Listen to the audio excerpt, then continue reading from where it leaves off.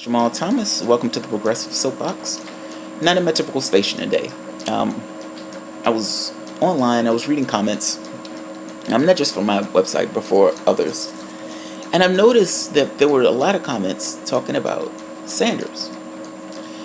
And I gotta be honest, some of the comments seem grossly unfair. So I kind of want to tackle two main comments, or two main threads. So one thought is, well, Sanders accomplished his objective. That objective being to take a bunch of people, give them hope, and then give them to the Democratic Party. The second one is Sanders is a sellout because he ended up supporting Hillary Clinton. So let's take the first. Here's the thing. Some of these comments are devoid of context, meaning they're not thoughtful in the least. Like they completely disassociate a person from the ties and the things that are on that person and the decisions that that person makes. What is Bernie Sanders' ultimate goal? I would imagine Bernie Sanders' ultimate goal is I take him at his word, a quote-unquote political revolution. By the same token, he has to have this honest dialogue with himself that, how can I accomplish this? And can I accomplish this purely on my own? Which means, am I going to need other people to assist me in accomplishing this? And are those people going to be ideologically similar to me? Well, if it's Democrats, probably not, at least not completely, but those are the people that he has to interact with in order to get stuff done. Bernie Sanders said in an original post, if I lose, I'm going to support Hillary. I didn't particularly like it. I grossly disagree that that's what he wanted to get involved in. But there is a caveat. Ralph Nader. Now, understand, Ralph Nader did not lose Al Gore that election. It's a myth that Al Gore lost because of Ralph Nader. But that myth, for the most part, has been propagated by Democrats over and over and over and over again, and they've used that as a bludgeon to come up with excuses why people should not vote third party. I make the argument that voting third party is the best thing in the world to hold the other parties accountable. But whatever. Ralph Nader, in many respects, particularly in Democratic circles, was seen as a pariah. I mean, really, this man is an absolute hero, going back for 30, 40 years. But that party looked at him as being a complete pariah. And the reason why they didn't want to have an honest conversation again about why did we lose that election. Al Gore lost his home state, but they're blaming Nader. My point is, whether there's any legitimacy or not to the argument that it was Nader's fault has nothing to do with what people believe and how people interact with other people when they put that label on them. It's almost like writing a red scar on them. Now, you could say, well, Bernie should have been stronger than as opposed to what he did. Bernie should have just been able to take it, and he should have been okay with one person after another bashing him as being responsible for Hillary Clinton losing to Donald Trump. But understand what you're getting with that also. You're not having him as being the strongest member of Congress. You're not having him as being the leader of the opposition. You're not having him in a position where he can browbeat these guys into falling in line with progressive policy. Yes, cathartically, it feels great to say, yep, you shouldn't support it, you should run it as a third party and everything else, but that is absolutely devoid of any context to what he's trying to accomplish. It just is. I don't think it's a fair criticism. And also, you got to understand, in his mind, Donald Trump was the apocalypse. And he wanted to take no chances whatsoever of creating a situation where that man takes office. Now, it became a moot point because Hillary was such a bad candidate that she ended up losing to a reality show host. But that notwithstanding, that was in his mind. I've even heard conversations where somebody was saying, I don't want to be like Nader. That's honest. That's true. Part of his political clout is being able to interact with other people who are in that party. If they see you as a pariah, you can't do that. And again, you could say, well, he should have been strong enough to accept that, that red letter. But I keep making this point. What is your objective? Is your objective to change the world, or is your objective to take shots at people for each and every little thing that you don't particularly agree with? And look, I get there's a little bit of hypocrisy in me saying this, but I get the feeling that people are underplaying the impact that Sanders has had within regards to this country, and calling the man a sellout, or saying that the man should run third party and all this other stuff completely ignores that. Think about, Overton window. Think about the space that Sanders created for progressives to just grow. Morality became an argument. Palestine became an argument. Income inequality became an argument. Those things would not have been put on the agenda without Bernie Sanders. Yes, we online talk about him. We bring this stuff up. But in prime time to a full-on American audience, there was a change.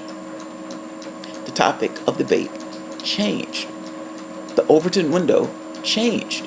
You had a situation where one of the most corporatist Democrats ever put up, Hillary Clinton, had to literally, and granted, she didn't mean it, but at the very least, she had to parrot those things because she full well understood the movement that Bernie created and pulling all of those disparate parts of the country into this, saying, hey, we can have a different world.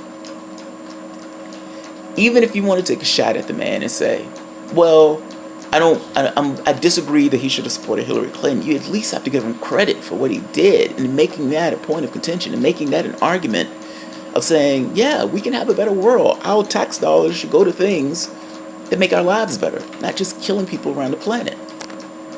That was substantial. That was genuine.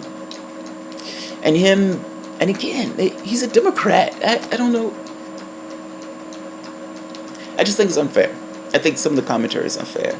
I don't think he's a sellout just because he wants to try to affect his legislation or affect his policy. I don't think he's a sellout because much of the time he was in Congress, he was marginalized as the socialist. He's not the socialist anymore. Or at the very least, he's not marginalized as a socialist anymore. He is the lead spear of resistance. Now, you can make an argument and say, well, yeah, they're just using him because they're trying to get back in power.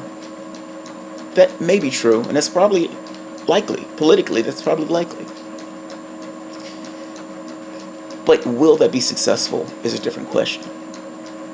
I strongly suspect that what is going to rise up to resist Donald Trump is going to be ferocious. And I suspect that only because, look, reality has a certain bend to it. There's certain principles of reality. One of those principles is if you do something, you take an action, there's another action that's coming behind that.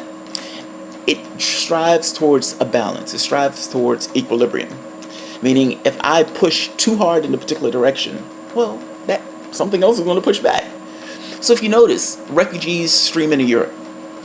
Then you have a backlash with all these right-wing groups talking about, let's get these guys out. Neoliberalism, trade deals, all this other stuff, essentially leeching money out of the economy.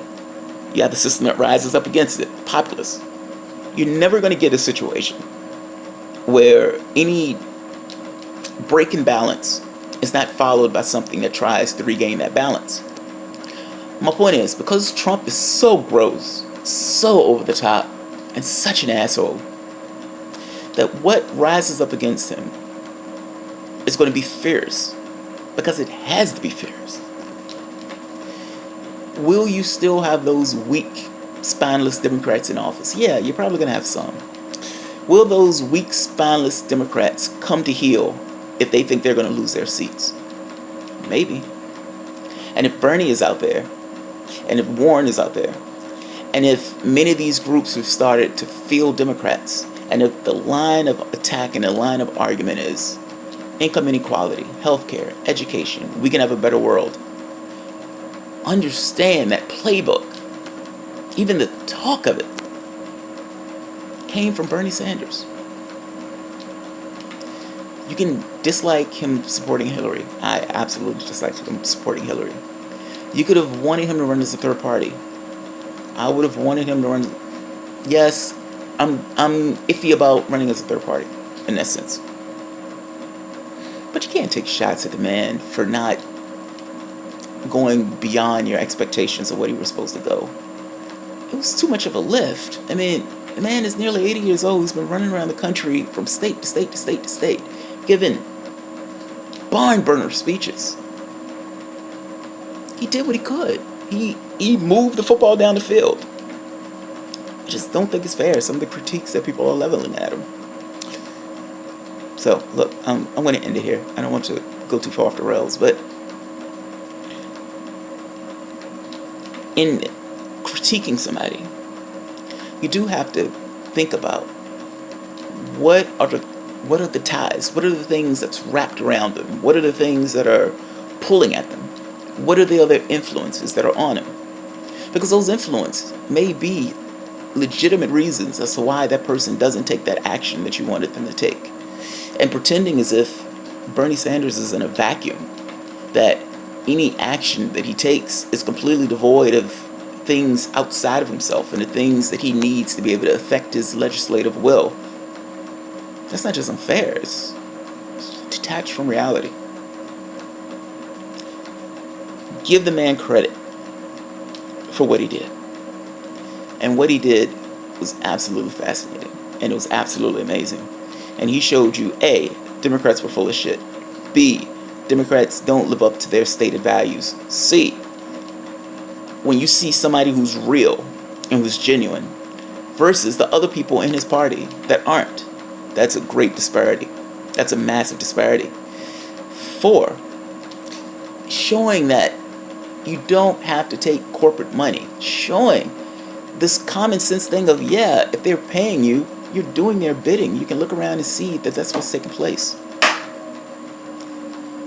Why can't you give them credit for that? I mean, even going to the point of saying Bernie Sanders is literally trying to primary corporate Democrats. And one of the policies that they came out with was, fine, we're going to primary these guys. We're going to try to get these guys out of office. He's a Democrat, openly talking about primarying other Democrats. Do you know when Bernie Sanders went to, I think it was after the primaries, and he went to discuss essentially the race, Trump, how the party needs to change. Do you know they thought they were clapping when he was talking about Trump? The moment he turned onto the party itself and said, look, we need to make some changes and we need to stop taking this corporate money and behaving in this way. Do you know they booed him? They booed him. He was uncowed. He was himself in this entire process. And when he left this process, he was still himself. You got to give a man credit for what he did, and you got to give him credit for the space he created for progressives to strut. When was the last time we had the opportunity to put a progressive up for president? And when was the last time 47% of people tried to vote for him?